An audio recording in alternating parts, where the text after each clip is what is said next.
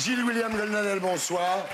Vous êtes président d'Avocats sans frontières, éditorialiste au Figaro. Bienvenue parmi nous. Amine El-Khatmi, bonsoir. Vous êtes élu socialiste d'Avignon. Vous publiez Non, je ne me tairai plus chez Lattès. Bienvenue parmi nous.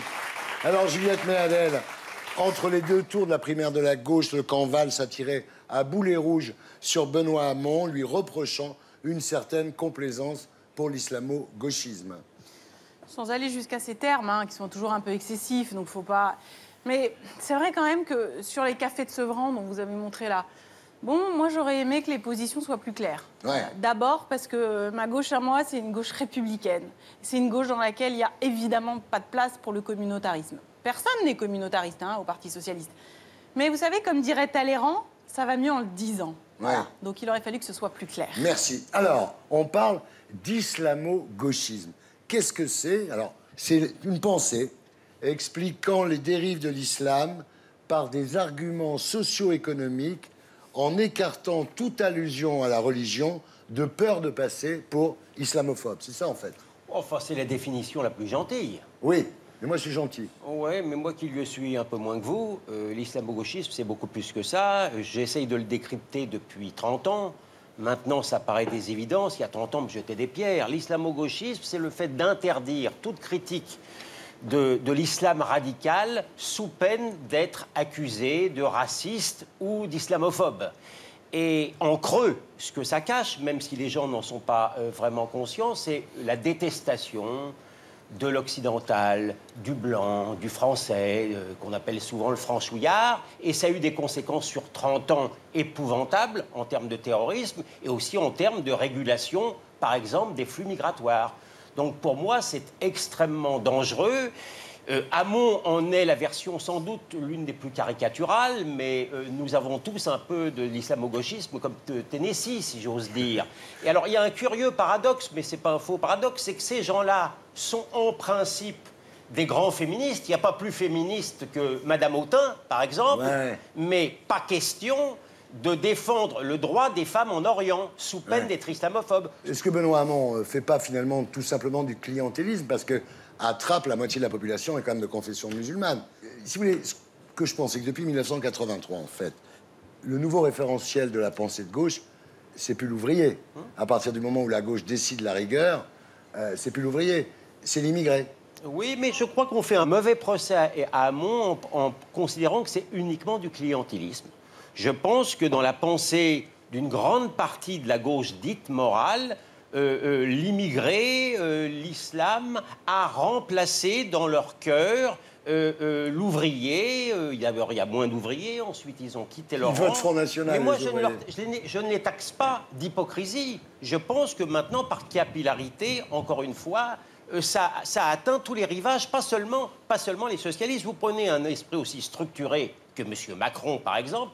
Qu'est-ce qui lui prend d'aller dire en Algérie que la colonisation, c'est un crime contre l'humanité? On a le droit, évidemment, je suis de parti pris, moi, parce que je défends la principale association Pieds Noirs qui lui fait un procès à Perpignan. Mais ce que je veux dire, on peut parfaitement avoir un regard très contrasté sur la colonisation. Mais de là à associer la colonisation à Hitler dans l'inconscient, alors qu'on sait très bien que le FLN n'était pas non plus en reste de crime lui aussi, là je pense que dans l'inconscient de M. Macron, qui est un enfant du siècle, il y a un peu d'islamo-gauchisme. Moi, ce que je trouve un peu caricatural, c'est qu'on est tous... Je sais pas ce qu'on met dans ce terme un peu bobo de l'islamo-gauchisme.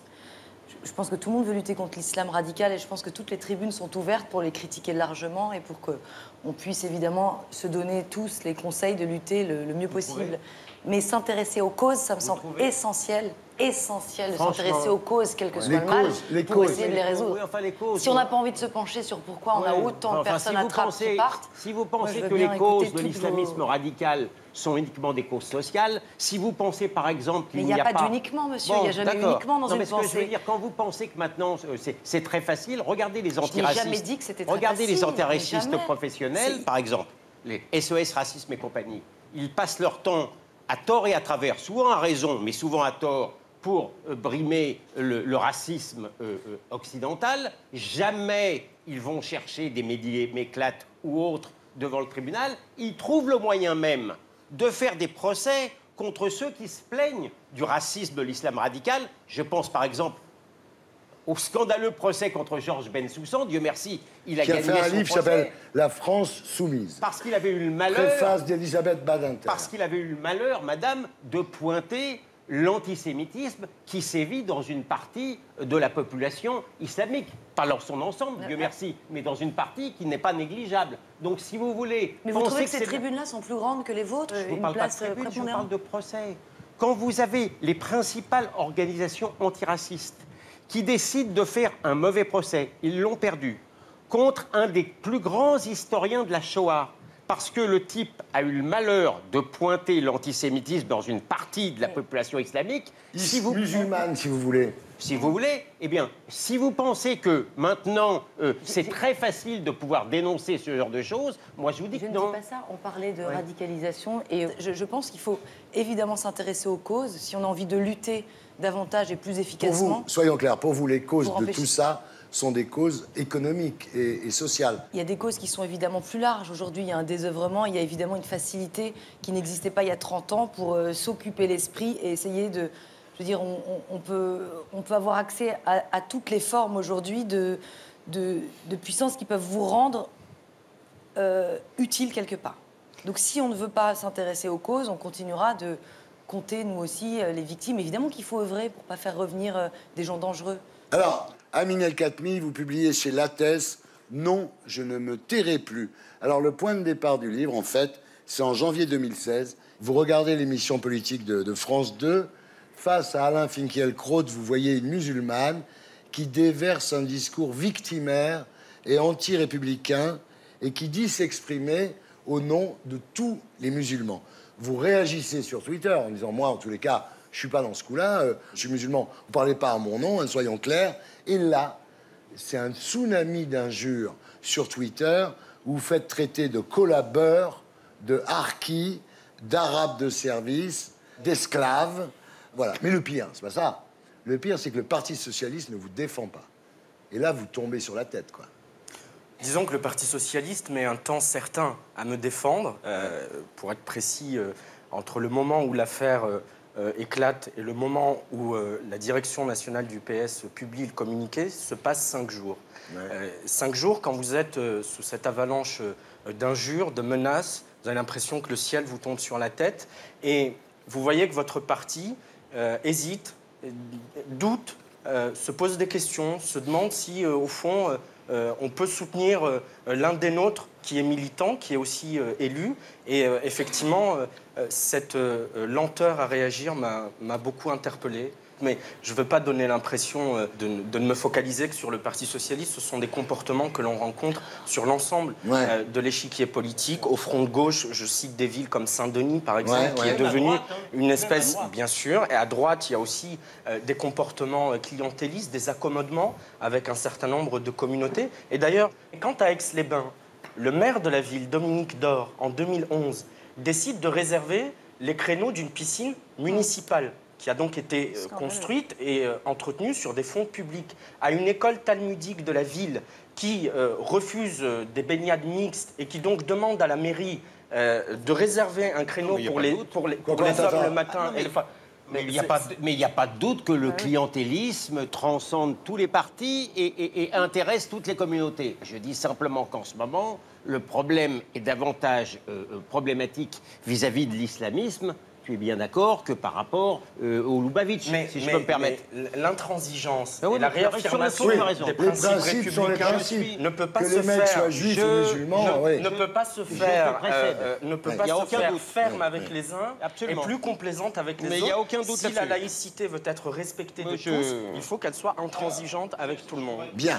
Bon, alors on arrive à un point de consensus, c'est très bien. Mais maintenant, on passe à l'affaire Méclate, parce que ça, c'est quand même énorme. C'est-à-dire, ce gars-là, c'est une égérie de la culture de banlieue, portée au nu par le gauchisme culturel, au point où le magazine Les Inrecuptibles lui demande d'interviewer Christiane Taubira, et un jour, on découvre que ce gars-là, en fait, sous un nom d'emprunt, mais quand même, il écrit des tweets homophobes et antisémite. Faisant l'apologie du terrorisme, parce qu'il rend Absolument. hommage à Mohamed Merah, ce qui est absolument Absolument. insupportable. Et il a attaqué tout le monde.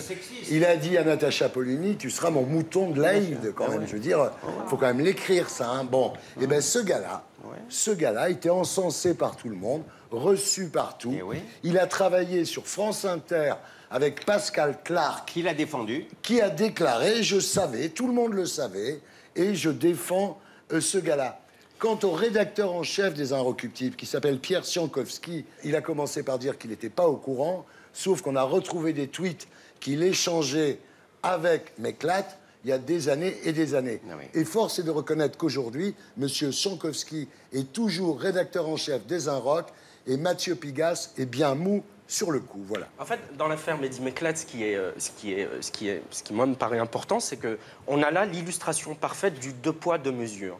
C'est-à-dire que la condamnation immédiate, systématique et légitime qui s'abat sur la fachosphère et les mouvements d'extrême droite a face à elle une espèce de complaisance, de gêne ou de silence, ou même de justification, comme Pascal Clark qui nous explique que ces immondices sont de l'art et de l'expression artistique, à l'égard de ceux qui sont supposés, effectivement, venant de quartiers populaires et étant issus des mêmes origines que moi, ne pouvant pas être racistes. Mais ce sont les deux, comme l'explique très bien Gilles Clavreul, les deux visages d'une même tenaille identitaire qui est en train de se resserrer sur la France. Vous dites que l'identité a remplacé la nationalité, Amine, c'est votre... Je dis qu'au mouvement identitaire d'extrême droite que l'on connaît depuis longtemps, on a aujourd'hui des mouvements identitaires musulmans, ce que certains experts appellent la muslimsphère, qui effectivement se présentent comme des racistes, mais qui sont profondément racistes. Un exemple, ce camp d'été décolonial à Reims cet été, voilà des gens qui, sous prétexte d'antiracisme, se réunissent entre eux et disent « cette réunion, ce camp d'été est interdit aux Blancs ». Ça devrait faire scandale, il devrait y avoir des pétitions, il devrait y avoir des plaintes. Non, mais imaginez un seul instant qu'un groupe d'extrême droite organise un camp d'été interdit aux Noirs ou aux Arabes. Mais l'indignation serait immédiate et elle serait légitime. On aurait des plaintes, on aurait des pétitions. Et là, on a une espèce de silence parce que, eh bien, moi, je dis que ces deux faces d'une même tenaille identitaire doivent être combattues de la même manière, avec la même force et avec la même énergie, parce qu'elles sapent la République de l'intérieur. Juliette ? Je me souviens aussi de ce salon. Il y avait un salon de la femme musulmane qui avait été organisé dans le Val-d'Oise. Nous avions eu, en effet, au sein du Parti socialiste, des débats. Et moi, je pense que la meilleure façon de protéger et de permettre à chacun de vivre en toute liberté, c'est d'appliquer la même règle à tout le monde. Donc, je partage Ça tout à sera le fait mot de la votre fin, avis. non? Gilles William Goldnadel, merci d'avoir été avec nous. Amine El Khatmi, merci d'avoir été avec nous. Juliette, merci d'avoir été avec nous. Très heureux de vous avoir connu.